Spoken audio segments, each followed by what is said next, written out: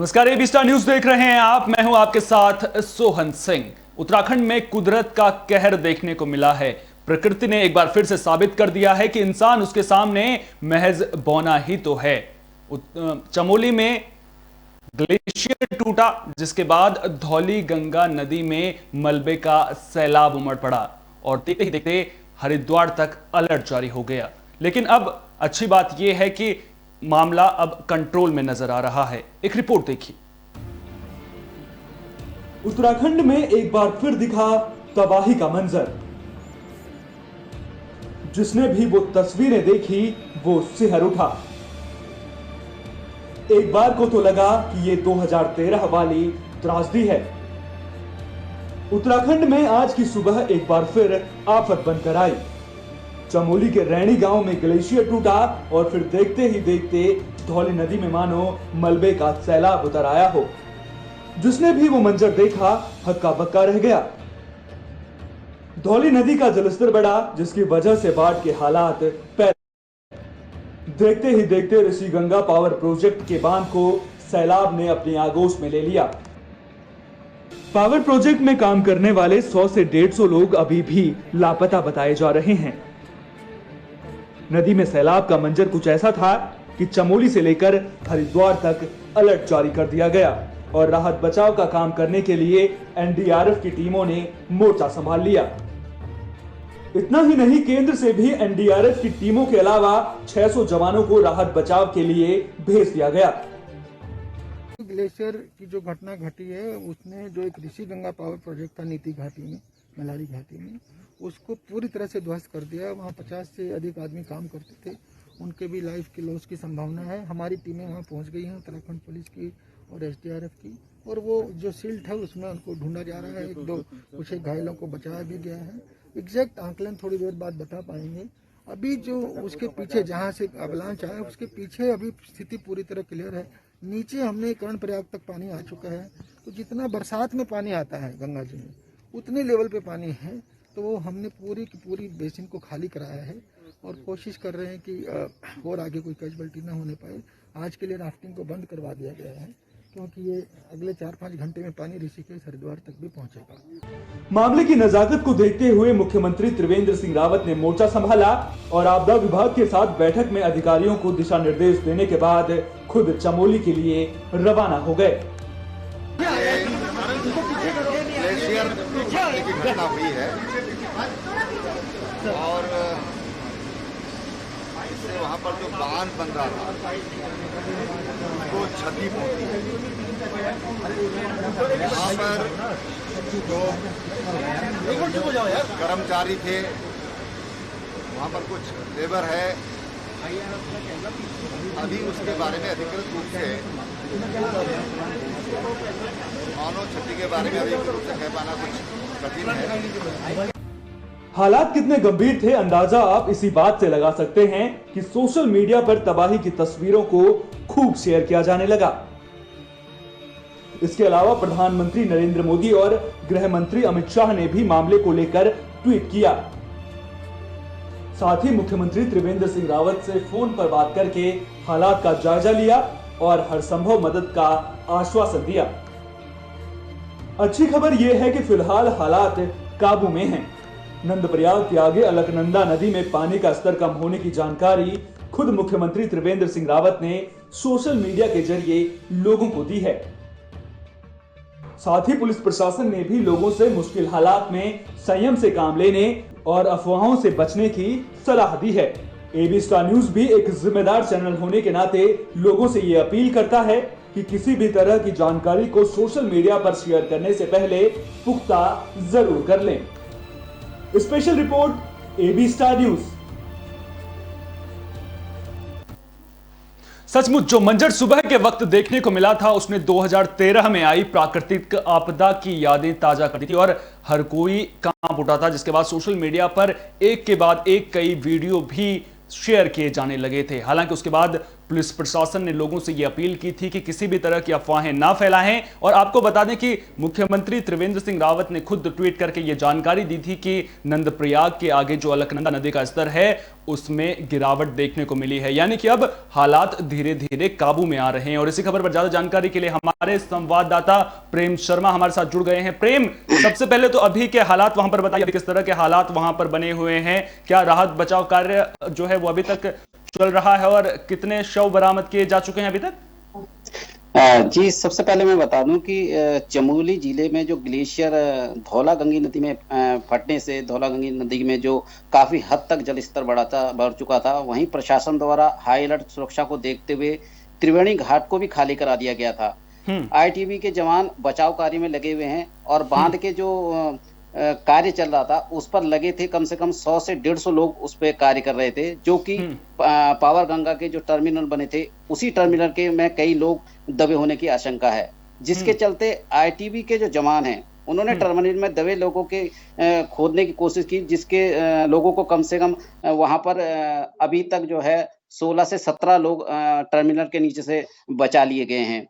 और सबसे बड़ी खुशी की बात यह है कि अभी जो जल स्तर है वो बढ़ नहीं रहा है, अभी स्थिर है। इसको लेकर भी वहां के लोगों में थोड़ा सा उत्साह है कि कम से कम आगे कोई खतरे की वो नहीं है, दिक्कत नहीं है। वहीं त्रिवेंद्र रावत जी ने, हमारे मुख्यमंत्री ने कहा है कि कोई भी ऐसी वीडियो या पुरानी वीडियो को अपलोड ना करें फेसबुक या किसी सोशल मीडिया पर, जिससे किसी अफवाह फैलाई जा सके। और सबसे बड़ी बात बता दूं कि जो ये ग्लेशियर फटा है वो तपोवन और गुदरी बाबा, धौली गंगा, रेणु गांव, हॉट स्प्रिंग, ये सारा सेंटर था जो कि जहां पे ये ग्लेशियर फटा है, जहां पर ग्लेशियर के खिसकने की तबाही मचाई गई थी।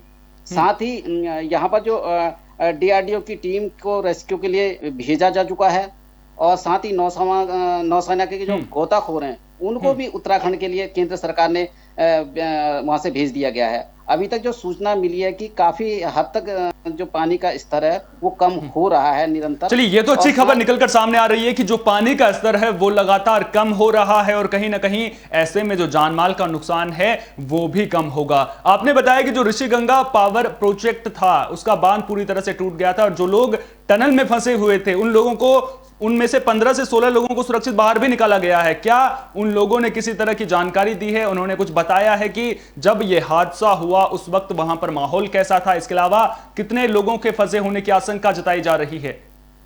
जी, अभी बात स्थिर साफ सुथरी नहीं हुई कि कितने लोग उसके अंदर, लेकिन कुछ लोगों का कहना है कि हम लोग कम से कम 150 लोग इसके सुरंग के अंदर काम कर रहे थे जी। और सबसे बड़ी बात यह है कि सुरंग का रास्ता पूरी तरह बंद हो चुका मलबे से और एसडीआरएफ की टीम किसी न किसी तरह उस छोटे से रास्ते के द्वारा और रस्सियां देके उन लोगों को बाहर निकाल रही है। लगभग ये लोग 8 से 10 घंटे से इस सुरंग के अंदर फंसे हुए हैं और इनको, जिन लोगों को वहां से 15 से 16 लोगों को निकाला गया है, वो कहीं ना कहीं बर्फानी बाबा के जो है जयकारे लगा रहे हैं और उनका शुक्रिया अदा कर रहे हैं।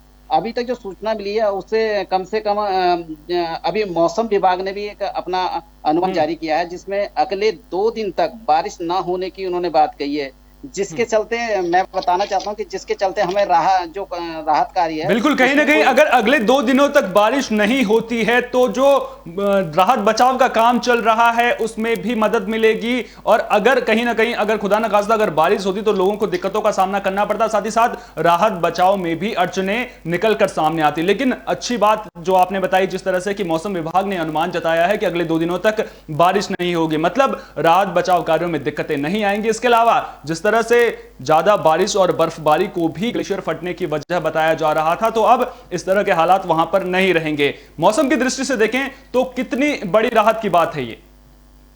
जी, अगर मौसम की बात कहें तो बहुत ही हम एसडीआरएफ टीम या क्या नाम बोलते हैं गोताखोरों के लिए ये बहुत ही बड़ी राहत की बात होगी, क्योंकि उन्हें जो रेस्क्यू करने में है वो दिक्कत आगे सामने नहीं आ पाएंगी। लेकिन अभी जो जैसे जैसे अंधेरा बढ़ते जा रहा है तो रेस्क्यू टीम के लिए थोड़ा सा दिक्कतों का सामना करना बहुत ही ज्यादा हो गया है और इसको लेकर किसी तरह से अभी प्रशासन अलर्ट हो रहा है, वो किसी तरह से आगे सुरंग में लाइट की व्यवस्था की बात कह रहा है और सबसे बड़ी बात यह है कि अभी हमारे मुख्यमंत्री त्रिवेंद्र रावत ने भी मौके का मुआयना किया है, उसका जायजा लिया है। साथ ही अभी आपको मैं बता दूं कि जो हमारे डीजीपी अशोक कुमार जी थे, उन्होंने अपने जन संवाद कार्यक्रम को, सारे जितने भी उनके जन संवाद कार्यक्रम थे, उन्होंने सब स्थगित कर दिए हैं और वो लगातार प्रशासन से के कांटेक्ट में हैं और राहत कार्य के लिए आगे की जो रणनीति है वो तैयार कर रहे हैं। जी हाँ, प्रशासन तो कहीं ना कहीं अच्छा काम कर रहा है और जो लोगों की सुरक्षा है उसको भी ध्यान में रखा जा रहा है। एक तो रही बात जो लोग फंसे हुए हैं उनको बाहर निकालने की, दूसरी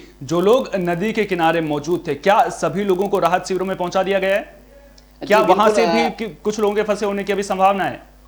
जी कुछ लोग फंसे थे, लेकिन एसडीआर की टीम वहां पहुंच के उनको रेस्क्यू करके बाहर निकाल लिया गया है, उन्हें सुरक्षा कैंप पे भिजवा दिया गया है। बाकी अभी जो उससे लगातार नदी के किनारे रिजॉर्ट थे और होम स्टे थे, उन सबको भी खाली करा दिया गया है सुरक्षा के मद्देनजर रखते हुए। जी तो जो अलर्ट जारी किया गया था, जिस तरह से आप लगातार बता रहे हैं कि अब नदी का जलस्तर कम हुआ है, तो जो अलर्ट जारी किया गया था, क्या वो अलर्ट अभी भी जारी है? क्या अभी भी प्रशासन ने सुरक्षा के मद्देनजर अलर्ट जारी किया हुआ है या फिर अभी जो अलर्ट था वो हटा दिया गया है वहां से? जी बिल्कुल, अभी तक अलर्ट जारी है और अलर्ट ऋषिकेश और आपके सतपुली तक इसको अलर्ट कर दिया गया है। जितने भी गंगा घाट के किनारे जितने भी गांव हैं उन सबको अलर्ट कर दिया गया है और उनसे रेस्क्यू टीम बिल्कुल उनसे संपर्क में है और उनको बचाव कैंप में भिजवा रही है। जी अच्छा, इसके अलावा जिस तरह से आप बता रहे थे कि राहत बचाव कार्यों में अंधेरे के वक्त में दिक्कतें आ सकती हैं, कहीं ना कहीं जो गोताखोर हैं रात के अंधेरे में उनके लिए परेशानियों का सामना करना पड़ सकता है और कहीं ना कहीं अंधेरे में उनके लिए लाइट की व्यवस्था की जा रही है। क्या लग रहा है आपको, जो आधिकारिक आंकड़ा है लापता लोगों का हो या फिर मरने वालों की संख्या, वो कब तक सामने आ पाएगा? क्या अधिकारियों की ओर से इस पूरे मामले को लेकर के अभी तक कोई बयान सामने आया है? जी नहीं, अभी ऐसे कोई भी अधिकारी ऐसे बयान देने को अभी राजी नहीं है। सिर्फ वो कह रहे हैं कि अभी रेस्क्यू का टाइम है, हम लोग इस पे अभी कुछ नहीं कह सकते जब तक हमें फाइनल रिपोर्ट नहीं मिल जाती। अभी सिर्फ हमें ये बयान देने की जरूरत नहीं है। फिलहाल हमें जो लोग फंसे हैं, जो लोग लापता हैं, उनको रेस्क्यू करके किसी तरह बचाना है और पहले उनकी सुरक्षा को लेकर ही हम बात कह सकते हैं और सिर्फ बचाव कार्य हम अभी कर रहे हैं। जी बहुत बहुत शुक्रिया प्रेम जी तमाम जानकारी को हम तक साझा करने के लिए। तो अभी भी राहत बचाव का काम जो है वो जारी है। लगातार प्रशासन की पहली कोशिश यही है कि जो लोग फंसे हुए हैं उन्हें किसी तरह से वहां से बाहर निकाला जाए। और आपको बता दें कि कई लोगों के इसमें फंसे होने की आशंका जताई जा रही है। जिस तरह से करीब 16 से 17 जो लोग हैं जो टनल में फंसे हुए थे, जिस तरह से हमारे संवाददाता प्रेम बता रहे थे कि 16 से 17 लोगों को सुरक्षित भी बाहर निकाल लिया गया है और उन लोगों से जानकारी मिली है कि करीब 150 के करीब जो लोग थे वो ऋषिगंगा पावर प्रोजेक्ट के बांध पर काम कर रहे थे। तो वो लोग अभी लापता हैं। उनके रेस्क्यू को लेकर के प्रशासन लगातार सराहनीय काम कर रहा है और उम्मीद करेंगे कि अब जल्द ही अच्छी खबर भी निकलकर सामने आएगी। इसके अलावा मौसम विभाग ने भी अगले 2 दिनों तक बारिश ना होने का अनुमान जताया है। जाहिर सी बात है कि इससे राहत बचाव कार्यों में जरूर मदद मिलेगी और जो परेशानियां बारिश के चलते गोताखोर हो या फिर एनडीआरएफ की टीमें हो, एसडीआरएफ की टीमें हों, उनके लोगों को उठानी पड़ सकती थी, वो अब उन लोगों को नहीं उठानी पड़ेंगी क्योंकि मौसम पूरी तरह से साफ नजर आएगा। फिलहाल के लिए दीजिए इजाजत। देश और दुनिया की तमाम अहम खबरों के लिए आप देखते रहिए विस्टा न्यूज। मुझे दीजिए इजाजत। नमस्कार।